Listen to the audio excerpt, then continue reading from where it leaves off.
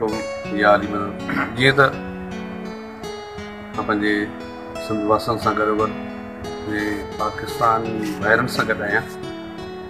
हींअर मुंहिंजे मुस्कान प्रोडक्शन में उर्दू ऐं सराइकी एल्बम इंस्टॉलेशन थी रही आहे, जंहिंमें वधि में साथ ॾिनो आहे मुंहिंजा सिंध जा बलोर शाइर वहीद अफरो साहब, ज़फ़र बेतो साहब, ज़ुल्फ़िकार मंगी साहब, आबाद अली चालियो, जानी शाह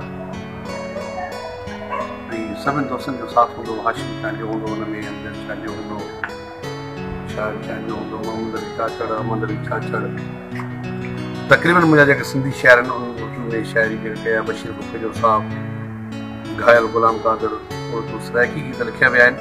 हीउ मुंहिंजो पाकिस्तान लेवल ते एल्बम अची रहियो आहे। उमेद कयां थो मुस्कान प्रोडक्शन ऐं मुमताज़ मौलाई खे जेको हमेशह तव्हांखां मान मिलियो आहे उहो हमेशह मान मिलंदा। वहीद अफरो साहब वधीक पाइण लाइ ॻाल्हाईंदो। अस्सलाम वालेकुम यार मुंहिंजा दोस्तों, मुमताज़ मौलाई साहब जो सिंधी एल्बम त असां कंदा रहंदा आहियूं, पर हीउ फस्ट टाइम उर्दू ऐं सराइकी एल्बम कयूं था मुस्कान इंटरप्राइज़ में। हीउ सिर्फ़ु सिंध लाइ न आहे, हीउ पंजाब लाइ बि आहे, हीउ बलोचिस्तान लाइ बि आहे, ख़ैबर पख्तूनख्वा लाइ बि आहे, ये असांजे पूरे पाकिस्तान। पर जेके जिते जिते उर्दू ॿुधी वञे थी, जिते जिते सराइकी ॿुधी वञे थी, उन्हनि जे लाइ असां एल्बम पेश करे रहिया आहियूं। मुस्कान इंटरप्राइज़ ते जस हुजे जे ही क़दम खयो आहे मुमताज़ मौलाई साहब जो एल्बम। असीं हीअ लाहौर मां हिनजी म्यूज़िक ठाराए रहिया आहियूं ऐं पूरे पाकिस्तान में हिनजी रिलीज़ कंदासीं यूट्यूब ते। जिते जिते जिते जिते उर्दू सिंधी सराइकी, पहिरियों त चवंदा जिते जिते सिंधी हुजनि, पर हाणे चवंदा जिते जिते सराइकी हुजनि, जिते जिते उर्दू ॿुधण वारा हुजनि, जिते जिते पाकिस्तानी हुजनि, असीं सभिनी खे हे ईद जे गिफ्ट ॾियण लाइ गिफ्ट ईंदी इंशाअल्लाह ताला। मुस्कान इंटरप्राइज़ तरफ़ां हूंदी।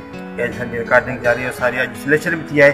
असीं हाकिम अली चने साहब जा नियादी थुराइता आहियूं, जंहिं इहा क़दम खयो त यार कुझु दोस्त सराइकी जेके मुमताज़ मौलाई खे ॿुधणु चाहिनि था, कुझु दोस्त उर्दू आहिनि जेके मुमताज़ मौलाई साहब खे ॿुधणु चाहिनि था, उन्हनि खे बि उन्हनि जो आवाज़ ॿुधाए वञे, उन्हनि खे बि उन्हनि जा गीत ॿुधाया वञनि।